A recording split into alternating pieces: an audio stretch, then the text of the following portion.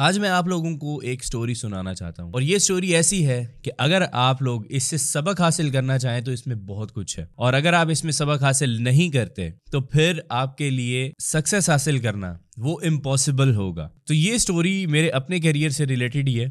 जब मैंने freelancing start की थी आज से तकरीबन 9 साल पहले, उस वक्त मेरे जहन में सिर्फ एक स्किल आया था और वो स्किल ये था कि डाटा एंट्री से पैसे कमाए जाते हैं। और डाटा एंट्री क्या होती है कि आप सिंपली गूगल के ऊपर जाएं, क्लाइंट की रिक्वायरमेंट के मुताबिक इन्फॉर्मेशन फाइंड करें और उसके बाद उसे अपलोड करें और आपका काम ख़त्म। आपको पैसे मिल जाते थे उसके। डाटा एंट्री के काम करके $1000 तक इजीली अर्निंग हो जाया करती थी और $1000 उस वक्त के हिसाब से तकरीबन लाख रुपए बना करते थे और वो बहुत अच्छी अर्निंग होती थी। आहिस्ता आहिस्ता हुआ ये कि जिन प्लेटफॉर्म्स के ऊपर मैं काम किया करता था वहाँ पर डाटा एंट्री की जॉब्स आना कम हो गई। पहले ज़्यादा आया करती थी लेकिन आहिस्ता आहिस्ता मुझे एक डिक्लाइन नज़र आया।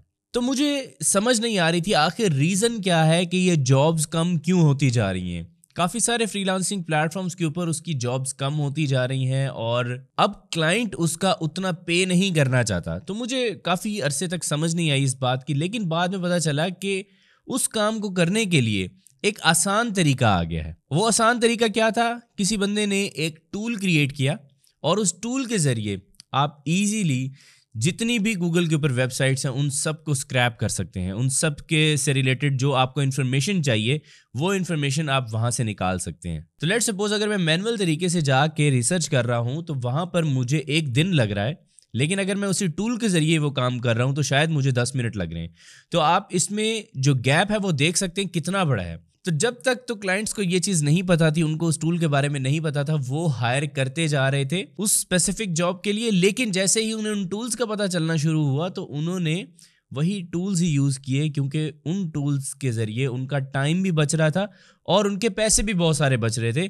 क्योंकि एक अगर कोई मैनुअल तरीके से अगर कोई रिसर्च कर रहा है तो उसको ज़्यादा पैसे देने पड़ते हैं, उसका टाइम ज़्यादा लग रहा है। लेकिन अगर कोई टूल के ज़रिए वही सेम काम कर रहा है तो वहाँ पर आपके क्लाइंट को पैसे बहुत कम देने हैं। तो ऑब्वियसली इसमें उसका बहुत ज़्यादा बेनिफिट था। तो मैंने जब देखा कि ये स्किल के ऊपर काम काफ़ी कम मिलना शुरू हो रहा है तो मुझे कोई नया स्किल ढूंढना चाहिए। तो मैंने फिर उस दौर में एक नया स्किल सीखना शुरू किया जिसका नाम था वर्डप्रेस। वर्डप्रेस के ऊपर जब मैंने काम स्टार्ट किया तो इतना ज़्यादा कंपटीशन मार्केट के अंदर नहीं था और बहुत ही अच्छे और ज़्यादा पैसे वाले क्लाइंट्स मिलते थे और क्लाइंट्स को पता नहीं होता था कि बेसिकली ये जो काम कर रहा है उसमें कितनी मेहनत इन्वॉल्व है, कितना हार्ड वर्क चाहिए उस चीज़ को करने के लिए, क्योंकि क्लाइंट को बिल्कुल समझ ही नहीं है उस चीज़ की। उसके ऊपर मैंने काफ़ी अरसा काम किया, उससे बहुत ज़्यादा मज़ा आया मुझे वो काम करने में।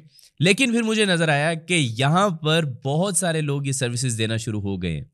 इतने ज़्यादा लोग वो सर्विसेज दे रहे हैं कि कंपटीशन इंक्रीज होने की वजह से काम बहुत ज़्यादा डिवाइड हो चुका है और आपको कम पैसे मिल रहे हैं अब।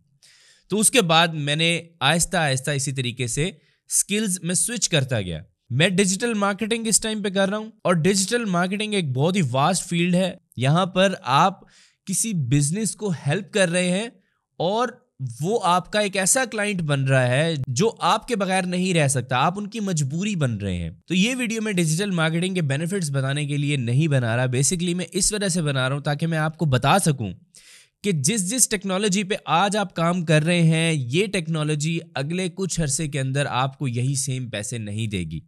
ये मेरा अपना एक्सपीरियंस है, पिछले कई सालों से मैं यही चीज़ देख रहा हूँ। मैंने बहुत सारे स्किल्स के ऊपर काम किया है लेकिन मैं अपनी रिसर्च पूरी रखता हूँ और मुझे पता होता है कि ये जिस स्किल पे मैं काम कर रहा हूँ आने वाले 2 से 3 साल के अंदर क्या ये आज के जितने पैसे बना के दे रहा होगा या नहीं दे रहा होगा।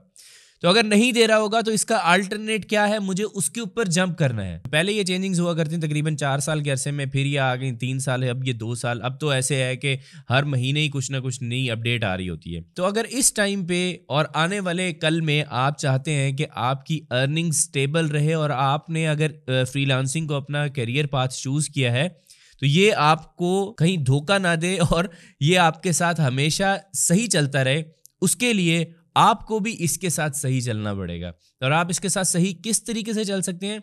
अपने स्किल्स को अपग्रेड करके। डिजिटल मार्केटिंग में मैं कॉन्टिन्यूसली बहुत सारे ऐसे ब्लॉग्स हैं जिनको मैं डेली बेसिस पे रीड करता हूँ ताकि मुझे पता हो कि मार्केट में कौन सा नया सॉफ्टवेयर आया है, कौन सी ऐसी चीज़ इंपॉर्टेंट आई है जो क्लाइंट को हेल्प कर सकती है।